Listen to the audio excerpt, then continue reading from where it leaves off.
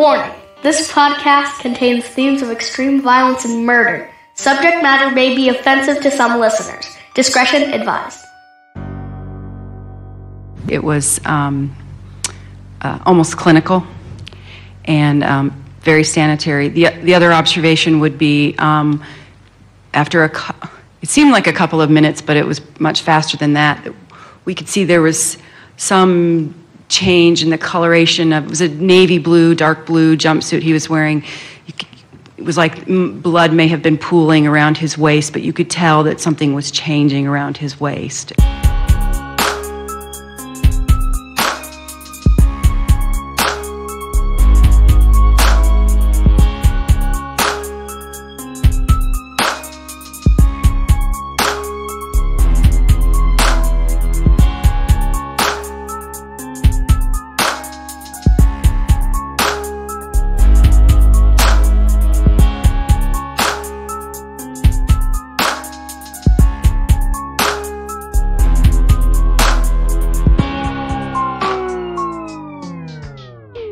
Welcome to another episode of Evil Transgression, your homicide headquarters here in podcasting. I'm your host, Josh, and with me as always, Dustin and Rex. Hey, what's up? Hey, what's up? You guys thought I was going to give you I did. something great. Yes. I figured I'd be nice today. Thank you. So how you guys doing? Good. Yep, pretty good. Fantastic. So I have a question. Mm-hmm. And we kind of touched on this with Death Row Kitchen, but what do you think would be the worst way to be executed? The worst way? Yeah. Electric chair. Y'all, for sure. Electric chair. Yeah. That would be pretty bad. Mm-hmm. Because you're feeling that. Oh, yeah. Yeah. Yeah. And multiple times. I mean, a lot of people, when you think of electric chair, you think like 60s, 70s. Oh, yeah. And then you went into the lethal injection. I think that's the one they use the most. Yeah. They should bring back the gas chamber. Yeah. They should. But today's episode, firing squad. What? Yeah. And so when I say firing squad to you, like what era do you think we're talking? The 30s. You would think. The 30s. Get ready for your mind to be blown. Okay. 2000s. What? Dang. Yeah. Wow. Yeah. In Utah. So That's insane. be brace yourself for that. So, I mean, but if you think about it, it really would be pretty quick. It would, but I feel like you'd feel that. Yeah, unless they went right for the head. Let's go for the heart, though. Yeah, they do go for the heart. So, I mean, when I say 2000s, we're talking 2010. Dang. Yeah. Yeah.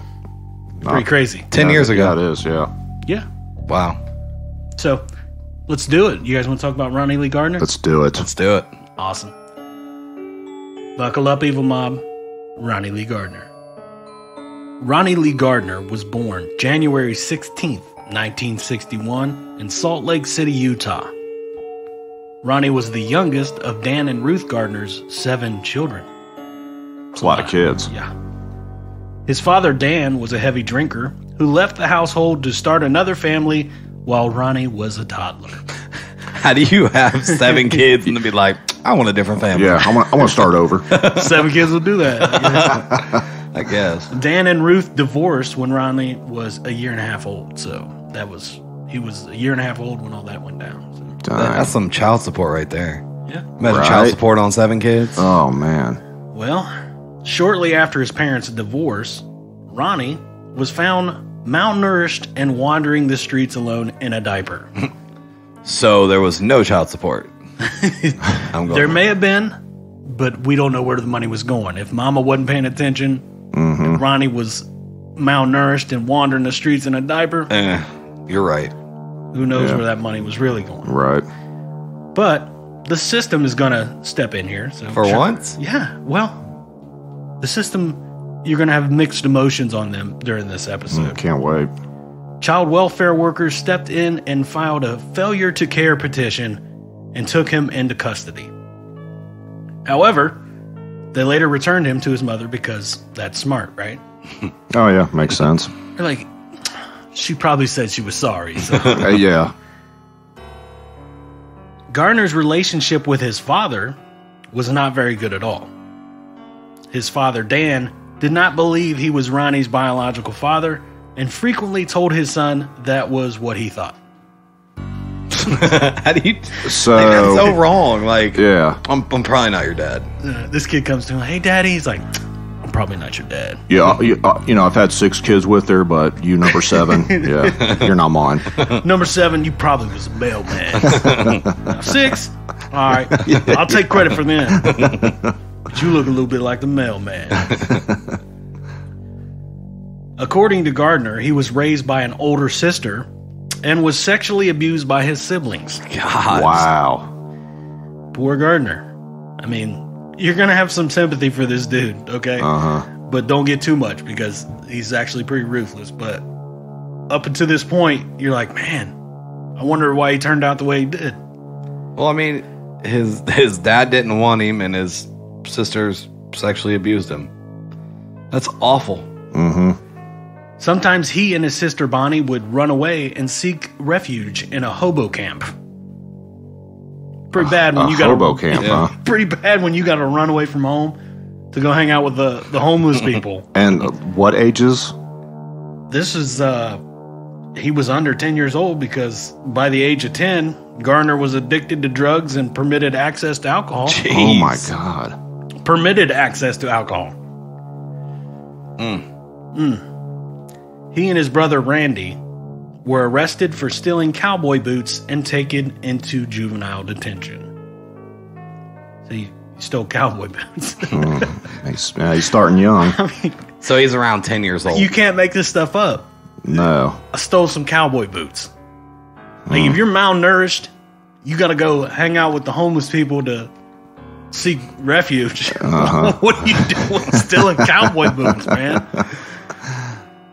But check this out. Gardner's father, Dan, came to take his brother Randy home and left him behind. Jeez. Oh, man. Gardner's mother married Bill Lucas, an ex-con from Wyoming, in 1968. So, mommy's making some nice decisions as well. There she is. The Gardner-Lucas family was one big demented, happy mess. Gardner admired Lucas, who used his stepsons as lookouts while burglarizing homes. By his early teens, Gardner had been held in detention at a series of institutions, including an involuntary commitment at Utah State Hospital in Provo. Gardner was a small boy and claimed that he had to fight to defend himself and earn respect. That's a common theme that we've heard quite often. While held at Utah State Industrial School in Ogden, Gardner was visited by Jack Statt, a man who was living with his brother Randy.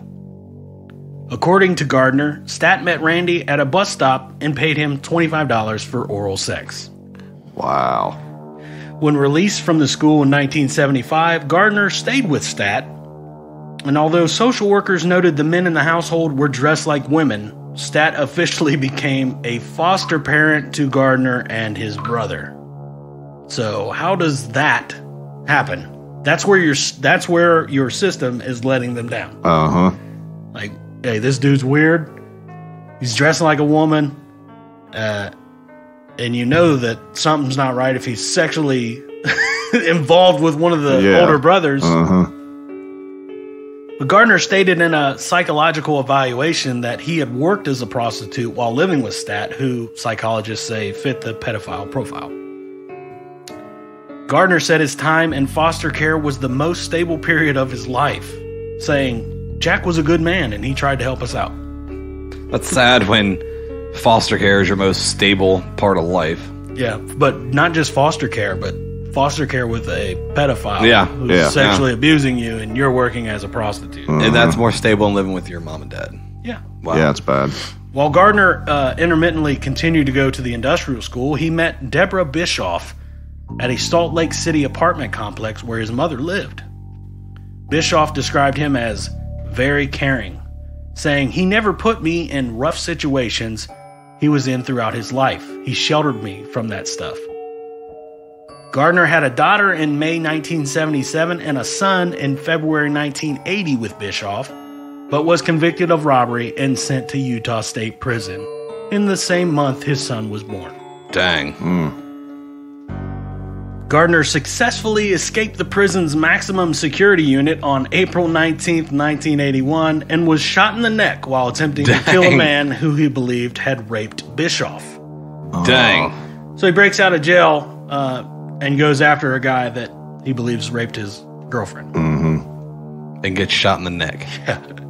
Dang. But he survived and gets put back in prison. So, But I mean, it's a valiant thing. I mean, if this guy really raped her, it's a pretty valiant thing to do. Break out of jail and go after him. It is. I ain't mad at him. Not yet. In February 1983, while incarcerated, he was identified as a ringleader in a disturbance in which inmates barricaded a cell block and started fires. Dang. Like, does this dude ever just stay out of trouble? Like, what is wrong with him? On August 6, 1984, Gardner escaped again from custody at the University of Utah Hospital after faking an illness by vomiting. He attacked transportation officer Don Levitt and forced him to unlock his shackles by telling him, "I guess you know if that doctor comes back, I have to kill you both." Wow. Dang. In the course of the escape, Gardner struck down Don Levitt so hard that he needed wires to reconstruct his face. Dang. Dang. That's to the face. Yeah. This dude should have been in, like, segregation his whole time.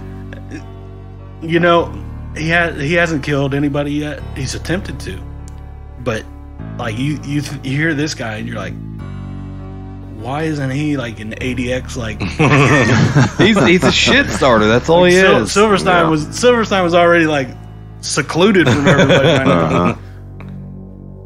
Gardner forced a medical student named Mike Lynch to take him from the premises on a motorcycle while pointing a gun into his back. On August 11th, a letter carrier found Levitt's firearm in a mailbox with a note from Gardner that said, "Here's the gun and wallet taken from the guard at the hospital.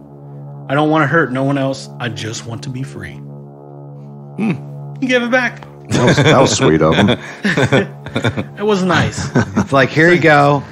He was hoping they would be like, "Oh, okay, well, Yeah. just let him go." Yeah. He gave it back. But things are going to take a worse turn for Ronnie Lee Gardner here in a minute. Because during the night of October 9th, 1984, Gardner robbed the Cheers Tavern in Salt Lake City while under the influence of cocaine. Is that like Cheers, the show? It might be. Cheers Tavern. Nice. He shot bartender Melvin John Otterstrom in the face, killing him. Otterstrom, a mountain climber and veteran of the 19th Special Forces Group of the Utah National Guard, was survived by his wife Kathy and his 5-year-old son Jason. Otterstrom's cousin, Craig Watson, stated that the robbery netted less than $100. So all that for less than $100. Less than Yeah, $100. now he's got murder. Family members said Gardner attended Otterstrom's funeral and pretended to be a childhood friend. What? Wow. Like, you really don't know how to take this guy. Yeah. Like, is he a bad guy? I mean, clearly you killed somebody. You're a bad guy. But Right. then you think to yourself, okay, not to give him any excuses here, but he was high on cocaine, so you don't really know his mindset. But, I mean, did he go to the funeral because he felt bad for killing the guy, or? I mean, he might have. I mean, you know, he returned the wallet and the gun for the guard, so. So you don't really He's got know a soft how, spot. Yeah, you don't really know how to take this guy yet. I'm going to say he went to the funeral to be a dick. Kind You of like think so? It could be. It could be. But you're also talking about a guy like Rex said that sends back his gun he's stolen a wallet. Like, sorry. Maybe he thinks if he does the crime and then he's like, does something nice, It's like, they'll Cancels like, it out. Yeah, Yeah. cancels. I don't know. This dude's weird. following a tip, police apprehended Gardner 3 weeks later at the home of his cousin. Gardner said that the shooting occurred because Otterstrom put up a fight, but investigators did not find any evidence to support his claim. Gardner was held in custody with a $1.5 million bail. His getaway driver was identified as Darcy Perry McCoy, who testified against him. Somebody took a deal. Yep.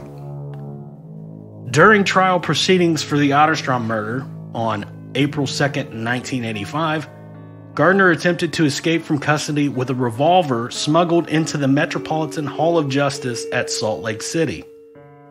So he doesn't even stop while he's in there. He doesn't want to be locked up, man. I get that, but I don't know. It is believed that the gun was passed to Gardner as he was being escorted into the courthouse from the underground parking lot. Gardner was immediately shot in the chest by a guard, but despite being wounded, Gardner shot unarmed bailiff George Nick Kirk in the abdomen and fled into the courthouse. After running to the courtroom archives, Gardner confronted attorneys Robert Macri and Michael Burdell. According to Macri, after Gardner pointed the gun at him, he changed aim to Burdell, who had been doing pro bono work for his church, and Burdell yelled, "Oh my God." Then Gardner shot him in the eye. Dang. Oh. Gardner made his way outside the building, where he was surrounded by dozens of police officers. Gardner threw the gun away, dropped, and yelled, "Don't shoot, I don't have a gun." So, I mean, now you've gone from, okay, we might be able to make excuses for you, to, okay, you just shot an attorney who was doing pro bono work for his church in the eye. Right. Yeah. For really no reason. Well, that, and you really thought you was going to get out of a courthouse, which is surrounded by deputies at all times. Right. Absolutely. I mean, well, come on, stay with me. Gardner was taken to the University of Utah Health Services Center, where he was listed in serious condition. But he recovered from the gunshot wound to the chest. However, Burdell died about 45 minutes later while in surgery at Holy Cross Hospital. So now you got 2 murders. Right. 3 murders. 2 murders. 2 murders. Yeah, it's 2. Burdell and Otterstrom. Mm-hmm. George Nick Kirk survived surgery and was listed in critical condition at LDS Hospital. So, thankfully, he survived. During a search of the courthouse, a bag of men's clothing was found in the basement under a women's restroom sink. So that's how he planned to get out of the courthouse. Oh, To run in there, find this bag of clothes that they had hidden for him, and to change, and he thought he was going to walk out like Ted Bundy into the wild. Hey, that's a pretty shitty escape plan. It is. Yeah. Prosecutor Bob Stott believed Gardner's gun had been taped to a water fountain on the first floor. Darcy Perry McCoy was found unarmed and was arrested about a mile away. Her sister, Karma Jolly Hainsworth, was sentenced to 8 years in prison for delivering the clothes and messages in preparation for the escape attempt. But the identity of the person who provided Gardner with the firearm was not known at the time. So the sister got 8 years for planting the clothes in the bathroom. Yeah. She should have got the same thing he got. Planting the clothes plus basically setting it all up by bringing the information to him. This is what we're going to do. This blah, blah, blah. She should have got the death penalty too. She's part of the problem. Yep. I mean, you had cost of life there. Yeah. And another one's in serious condition, and we'll learn a little bit more about Nick Kirk here in a minute. State Corrections Director William Vickery cleared the action of the prison guards who escorted Gardner, but Salt Lake County Sheriff Pete Hayward said that the guard who shot Gardner should have kept shooting until Gardner was dead. I agree. Well, a review found that the guards were unable to shoot because Gardner had been using a hostage as a human shield. That's why they didn't shoot him. Sheriff Hayward said the escape attempt appeared to be well planned and blamed the security breach on the layout of the Metropolitan Hall of Justice, which allowed unrestricted access to areas where prisoners were transported. So, there was no way of keeping people away from where they're bringing prisoners in. That doesn't sound like a good idea. Well, I'm guessing they changed that. They do.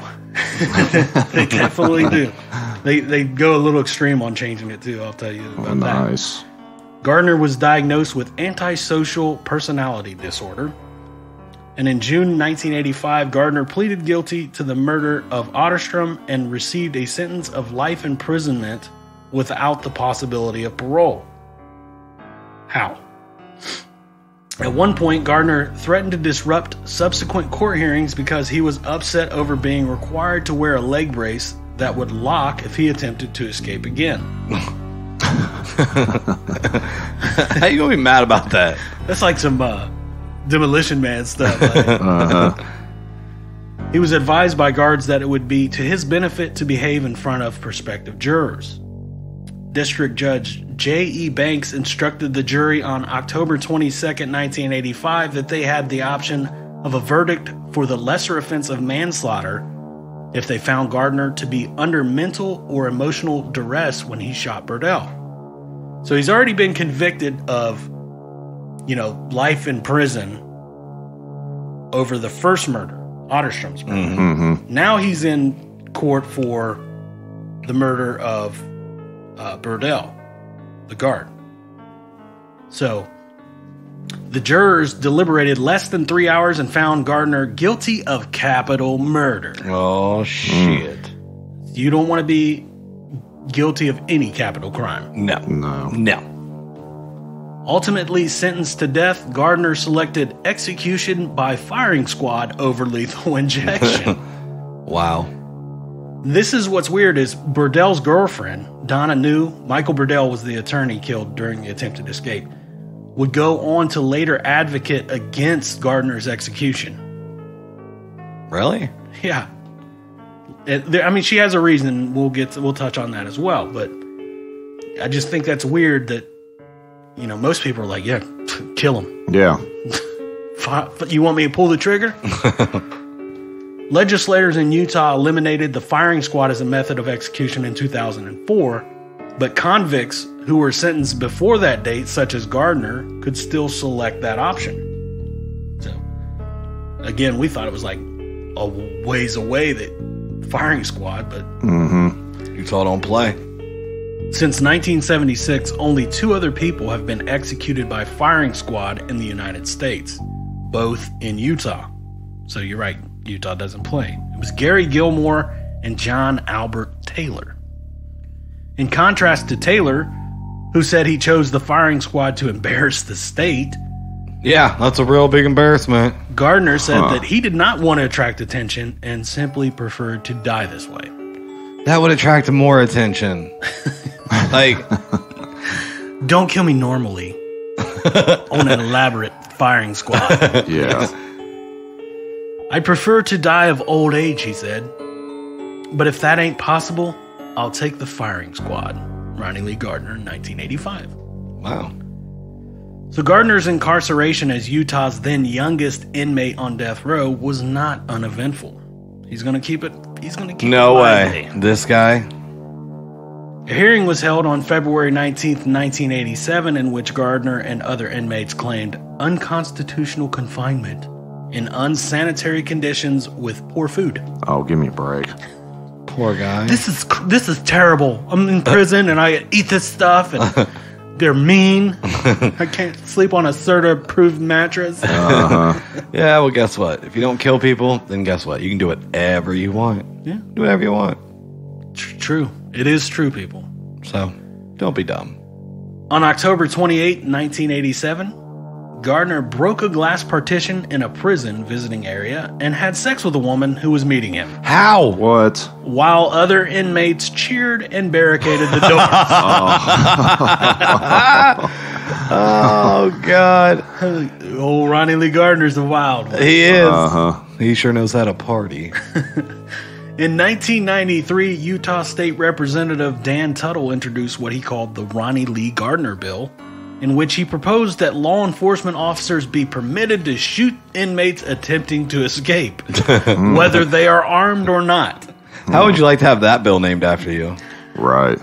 It's a good one, though. Hey, if they're escaping prison, I don't care if they have anything in their hand or not. You just shoot them. Yeah, right. Shoot them. On September 25th, 1994, Gardner got drunk from consuming alcohol, which he fermented in his own prison cell. and stabbed inmate Richard Fats Thomas with a shiv fashioned from a pair of sunglasses. Oh, man. Thomas suffered 9 puncture wounds to his face, mouth, arm, and chest that were life-threatening, but made a full recovery. Dang. Though Thomas had survived the stabbing, Gardner was charged with another capital crime under a 1974 Utah law reserved for prison attacks by first-degree felony inmates. In February 1996, Gardner threatened to sue the state of Utah to execute him by firing squad. So he's going to sue him to make him do that. He had told a judge in 1991 hearing that he was motivated by his children to seek lethal injection, but later changed his mind as they became older. He said that he preferred the firing squad because of his Mormon heritage. And Gardner also felt that lawmakers were trying to eliminate the firing squad in opposition to popular opinion in Utah because of concern over the state's image in the upcoming 2002 Winter Olympics. They could have made that an Olympic event. They could have. Oh, yeah. They could have televised that. Yeah.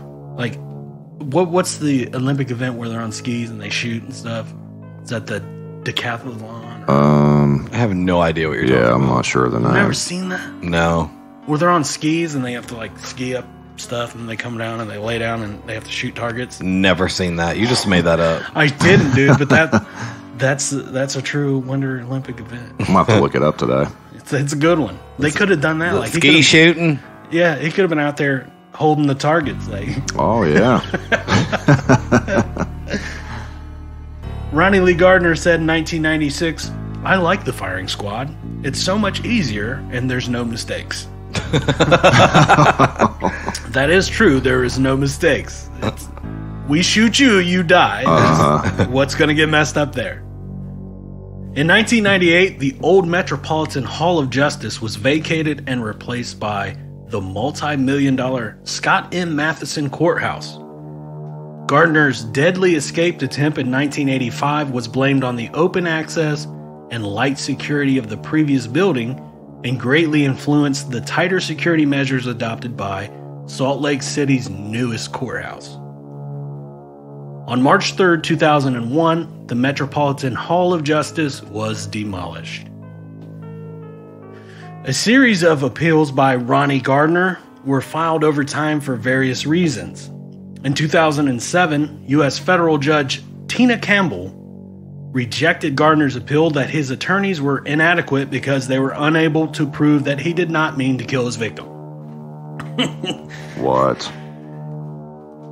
The United States Court of Appeals for the 10th Circuit rejected motions for appeal by his defense on March 8, 2010. Gardner attempted to give up the process at least 3 times, but his attorneys convinced him to continue appealing each time.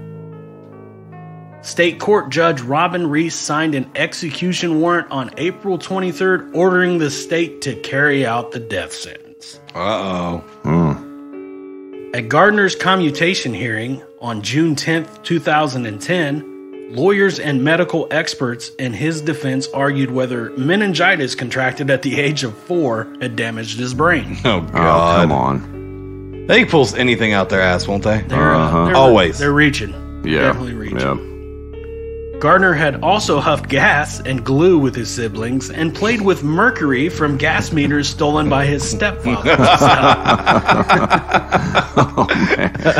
Who hasn't sniffed glue and gas with their siblings? Yeah. Like, come on now. And played with mercury from Right. stolen gas meters. That's not normal. Mercury is pretty cool, but Yeah. come on now. 3 of the jurors that sentenced Gardner to death signed an affidavit that they would have recommended life without parole, an option that was not available in Utah until 1992. Gardner claimed that he was a changed man who counseled other inmates and was interested in starting an organic farm project for youth on 160 acres in Box Elder County, Utah. I'm a changed man. He's a changed man. I done had people barricade a room so I could bang a woman in jail. I'm gonna bust out this glass and make love to this lady. Gardner's attorney presented a letter his client wrote to Oprah Winfrey requesting funds for the nice. project.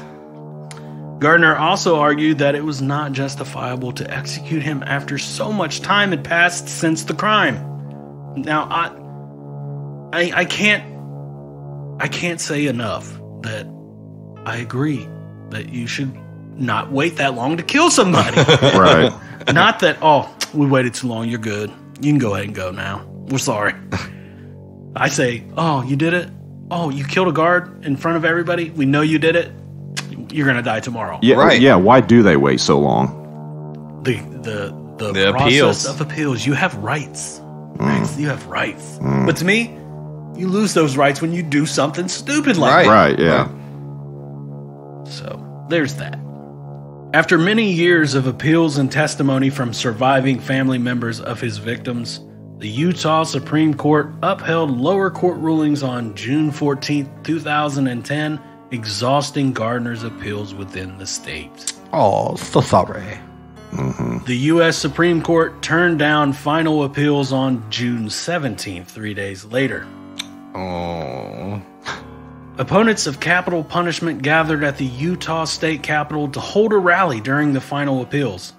The protest was attended by Gardner's family and was organized by Utahns for alternatives to the death penalty.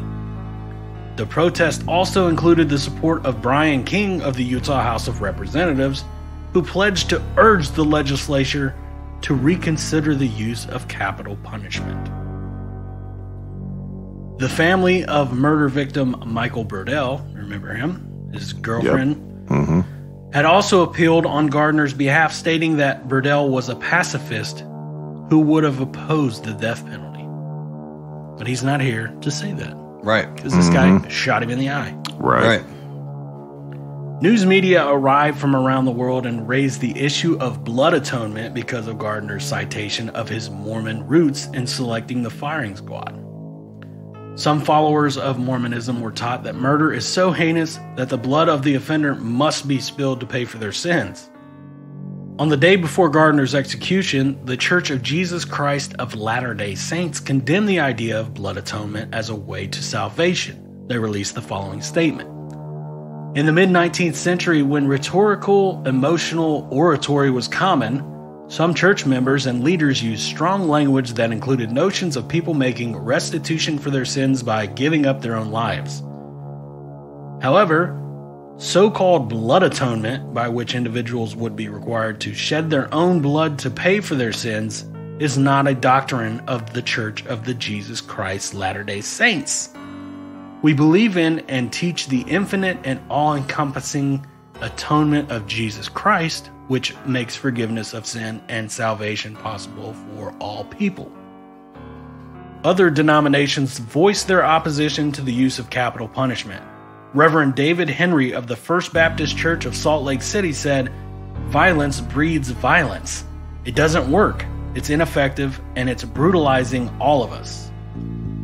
In 2010, Kay McKiff of the Utah House of Representatives sponsored legislation to require condemned inmates to raise all appeal arguments in their first post-conviction petition, noting that Gardner's multiple appeals kept his case lingering on death row for nearly 25 years. I agree with you. The bill, House Bill 202, passed the Utah House by a margin of 67-5 on February 1, 2011, and unanimously passed the Utah State Senate on February 17th. The legislation was signed into law by the governor on the 22nd of March 2011. The law denies any stay of execution after the first appeal without a judicial review of new evidence or a pregnant appellant that a judge determines would have materially affected the original case.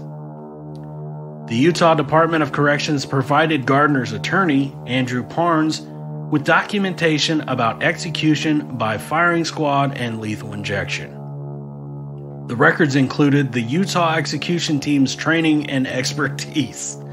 So this is their resume. This is why they're good at shooting you. It's a pamphlet. Here's a pamphlet on... Parnes relayed the information to Gardner after agreeing not to disclose it to anyone else. So it's a secret. On June 15th, 2010, Gardner ate a last meal of steak, lobster tail, apple pie, vanilla ice cream, and 7-Up. This fool chose 7-Up over Sprite. Yeah. His meal was amazing, though. Oh, yeah. Steak, lobster It was tail, good. apple pie, vanilla ice cream. He lived it up. It's making me But hungry. That was before beginning a 48-hour fast while watching the Lord of the Rings film trilogy and reading Divine Justice. Oh, God. I want to eat some steak and lobster and watch the Lord of the Rings forever. Some long movies. According to his lawyers, the fast was motivated by spiritual reasons. Gardner was visited by an LDS bishop and his family before his execution. Gardner walked voluntarily to his place of execution. When asked if he had any last words, he responded, "I do not know." That's simple. Yeah. There's nothing I have to say. Just do it. Shoot me. Just do it. Gardner was executed on June 18, 2010 at 12:15 a.m. Mountain Daylight Time by a firing squad at Utah State Prison in Draper. He was placed in restraints on a black metal chair with a hood covering his head. Sandbags were arranged around him to absorb ricochets. The firing squad was made up of 5 anonymous volunteers who were certified police officers. The officers stood about 25 feet from Gardner, aiming at a white target positioned over his heart. One of their .30 caliber Winchester rifles was selected at random and loaded with a non-lethal wax bullet so that they would not know with certainty who fired the fatal shots. So you can't tell the difference between a live bullet and a fake one? No, I mean, it's going to go off. Right. Shoot. Right. Just one of them. I think you know. Does it matter, though? I mean, you signed up for it. Yeah. You're a volunteer. Yeah, right. I guess later down the line, you could be like, I feel bad about it. I don't know if I did it or not. According to the Utah Department of Correction, the squad used the countdown cadence beginning with 5 and simultaneously firing right before 2. Wow. Interesting. 5, 4, 3. I like that sound It was a effect. surprise. A medical examiner removed Gardner's hood to reveal his lifeless face. After verifying Gardner's lack of pulse at the neck and pupillary light reflex, the medical examiner pronounced him dead at 12:17 a.m. That's a quick way to go. It is. You sat down at 12:15, you're dead by 12:17. 2 Right. minutes. That's what Gardner said. There's no playing around. Yeah. Sit down, pal. Over. Ball game. Yes. On 2. A commemorative coin was commissioned for prison staff who participated in the execution. What? Yeah, Huh? you get a souvenir. Oh, Wow. wow. Thanks for shooting this guy. Here's your coin. I'd like to get my hands on one of those. I'm Yeah, no gonna look doubt. for one. Gardner's friends and family gathered outside the prison at a candlelight vigil while playing Freebird by Leonard Skinner. Oh, Wearing wow. what? Fucking mullets and just Play some Freebird, all man. I could think of is like a whole family full of Joe Dirts just standing out there. Lights a garden, you dig it? They did not witness his execution per his request. Some wore shirts with his prisoner number 14873 printed on them. Oh God. Man. His body was cremated and released to his daughter to be taken back to Idaho with family members. Ronnie Lee Gardner is the last person to date to be executed by the firing squad in Utah. Ladies and gentlemen, that is the story of Ronnie Lee Gardner. It's a good story. It is. It was a wild one. It was. Like, it started off, he was like, oh, do I feel bad for him? I felt bad for him at first. Hey, And then when he started being stupid and like not stopping, like he didn't quit. Yeah. Just always Yeah. was in trouble. Just always wanted to do something else. Yep. he just wanted to be free. And then he got high on cocaine and killed somebody. Yeah. Yeah. But you went from feeling bad to, hey, if you're gonna bust down glass, have sex with women in the prison, and trying to kill your cellmates, I don't feel so bad now. No, Right. not at all. Right. He's a weird dude. Yeah. That he was. System let him down as a kid, man. I mean, once again, here's the story. And you see that a lot, like some of these new documentaries and stuff that are out with like the Gabriel Fernandez. And it's these kids, man, like they're being let down by the system. Yeah, big time.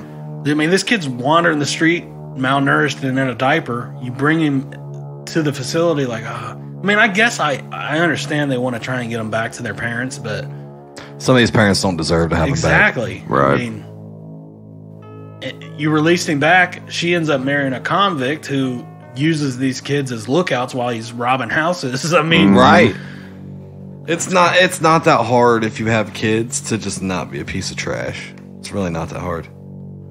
No, I mean, if you're not capable of doing that, don't try and have children. Right.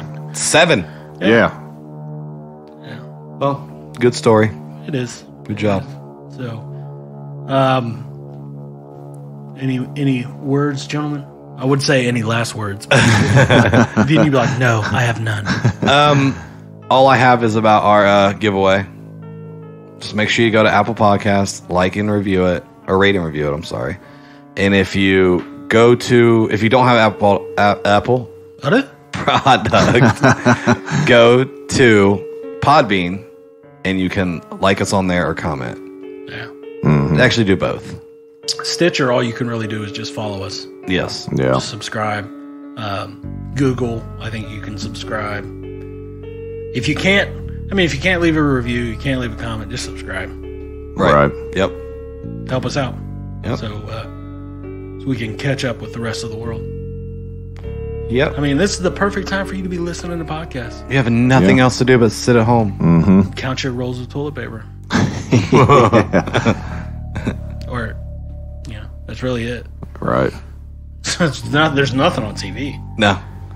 You can watch The Tiger King. Oh, yes. Freaking Carol Baskin. I tell you.